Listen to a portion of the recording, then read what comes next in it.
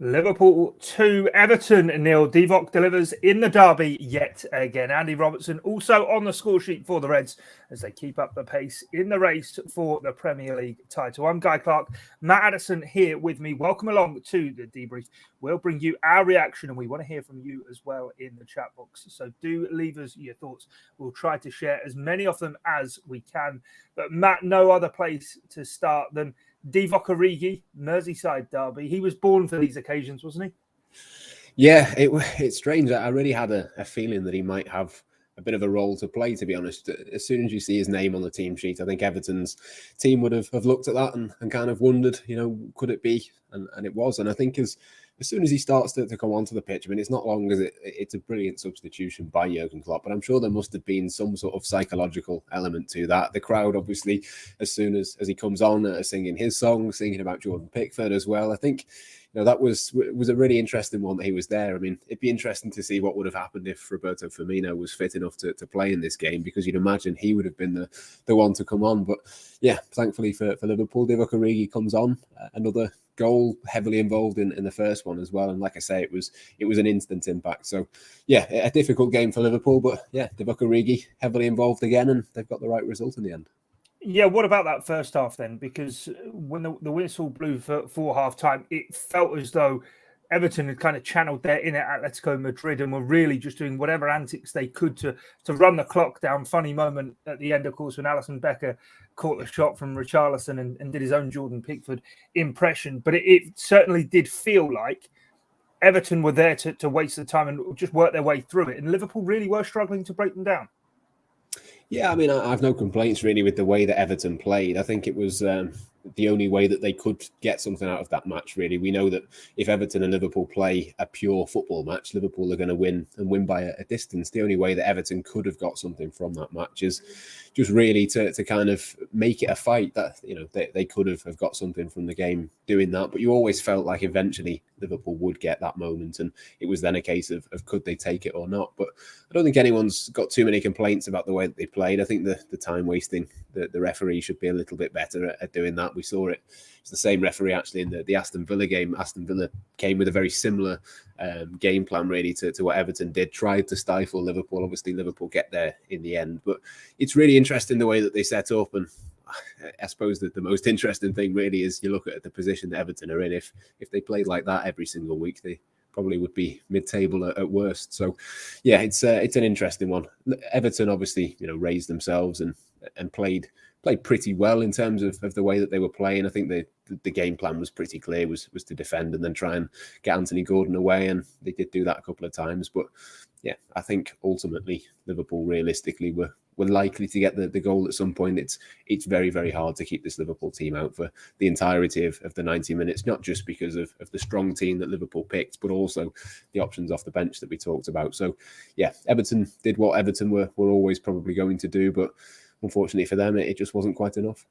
Yeah, no, definitely. Let's talk about Divock Origi then and indulge in him. Jill Thompson's comments on screen. They love Origi. Don't want to see him leave. He does just come alive, doesn't he, for these Merseyside derbies, the Anfield derby in particular. Today he's equalled Robbie Fowler's Premier League record in the fixture. Only Steven Gerrard scored more in Merseyside derbies than Divock Origi.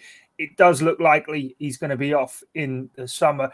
Was this his moment? A lot of people have been saying there's one more big Divock Origi moment left in him. And of course, as you said before, he played a key role in actually breaking the deadlocks, teeing up Mohamed Salah's cross for Andy Robertson. But it still feels there's a potential of 9 games left. Surely that's not the final chapter.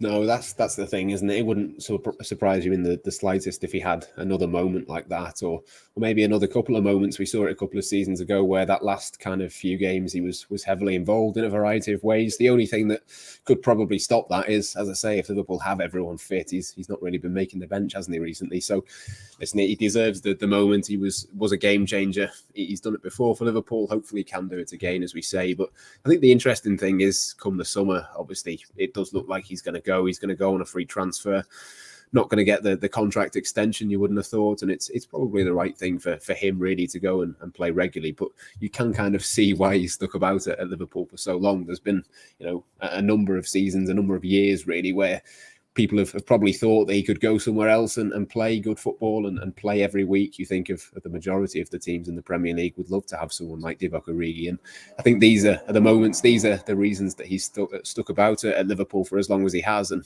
I don't think you can really particularly blame him for that. I think the interesting thing will be come the summer, what the Liverpool do. You wouldn't have thought in terms of a kind of replacement for him necessarily would be the case, because he doesn't play many minutes. But I don't know, a game like today has just made me think a little bit. Liverpool don't have that kind of almost a typical number 9, really. Someone who's a bit taller and stronger and can get in behind a kind of, almost a target man in some ways. Someone who's able to do that kind of role. Obviously, Diogo Jota and Roberto Firmino and Sadio Mane have got lots more quality than him generally, but he does just offer that something a little bit different for Liverpool. So, listen, regardless of whether that was his last big swan song or whether there's one or two more to come before the end of the season, I think it's it's a cult hero at the very, very least that Divock Origi's status will be at the end of this season. So, yeah, best of luck to him. It looks like AC Milan might be the team that he goes to, and I'm sure their fans will have been watching on and hoping that he can do that once or twice for them. Yeah, he's never going to have to buy a drink on the red half of Merseyside, is he, Divock Origi? Jurgen Klopp has been speaking about him in his press conference, which will be available on the channel very soon. He said he's a legend on and off the pitch. That's how it is. Fantastic footballer. He's our best finisher and always has been. Everyone would say the same. Everybody loves Div, and rightly so. Very, very happy for him. What about the other man who came off the bench within an hour played? And we've not really spoken about the tactical dimension that led to, with Liverpool going 4-2-4 in the end and really going gung-ho up against a deep set Everton defence. But Luis Diaz came on. He got the assist for the Origi goal.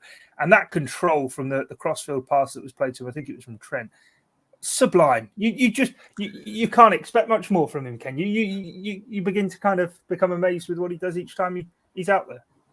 Yeah, his first taste of a Merseyside derby, and he's got the confidence to do that. I mean, it just speaks volumes, doesn't it, about the quality of player that Liverpool have got. And again, it goes back to the quality and the depth that they have in their squad. If it doesn't work doing what you're doing the first time, you can then bring somebody like him on. You can change the formation. You can do something a little bit different, and that's what it took really for Liverpool to break that Everton team down. So yeah, you just already with him, he's only been here a matter of 8 or 10 weeks or whatever it is, but you are starting to run out of things to say about him. I think it's only a matter of time before he starts to get a few more of the goals and the assists, because he's got the quality to be able to do that. And I don't know, there's so many players within this Liverpool team that are just a joy to watch the majority of the time, but it looks like he's very much going to be one of those in the future. So yeah, What more can you say about him, really? I think if you're Seamus Coleman playing right back for Everton today, you look across and someone as good as Luis Diaz is coming across to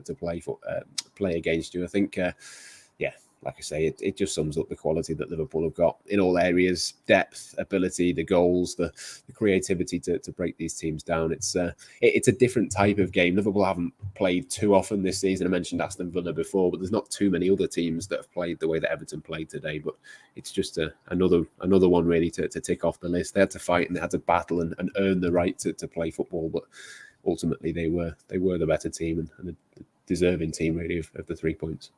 Yeah, keep getting your questions in on the chat box as well. We'll try and get to a couple of them before we do wrap up. But I just want to mention kind of, Matt, where this now leaves Liverpool in terms of the title race. Of course, nothing really changes given the result for Man City against Watford over the course of the weekend. But Liverpool have kept pace. Now it's into the Champions League semi-final.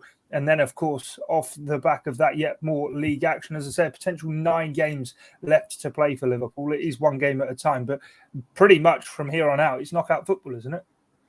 Yeah, Liverpool knew they had to win today. I think it will help next week that they play first as well. They can go ahead of Manchester City before City play. And I think that the important thing really is to look at the 2 games this week. I'm sure, when Liverpool and City drew, everyone was kind of comparing the 2 fixture lists, and everyone's kind of going, well, Liverpool have got 2 derby games. They've got Manchester United, which was pretty easy in the end. They've got Everton, which was far more difficult, but ultimately they've got the points in that one. They've kind of ticked off 2 of those difficult fixtures. They've still got, tricky games to come. You look at the Tottenham game, there's 1 or 2 others in there that you think are going to be pretty hard for them, but you'd still back them to get the points in those.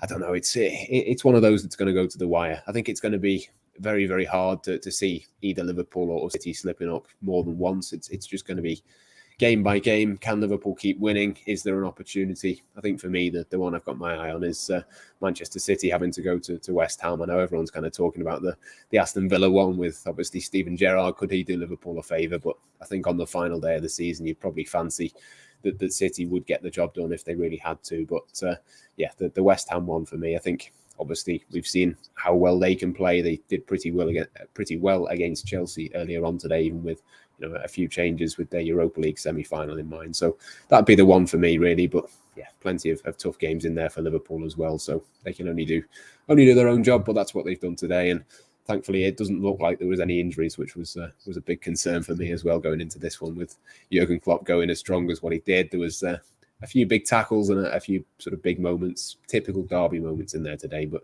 it looks like they've all kind of have come through that and can all go again for Villarreal. So, yeah, wouldn't expect there to be too many changes for that one. It's just going to be as strong as they can for the rest of this season. But yeah, I seem to say this on every single debrief, but they've got such a chance of winning everything this season. Yeah, we'll have to wait and see exactly how it does play out. But Liverpool seeing off the Blues, the Reds coming out on top. Divock Origi, of course, off the bench to be the hero in the derby.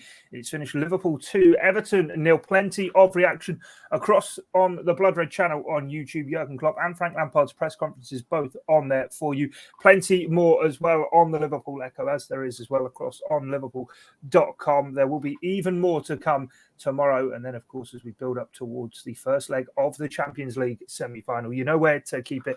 From myself, Guy Clarke, and Matt Addison, thanks for joining us for this edition of the Debrief. It's bye for now.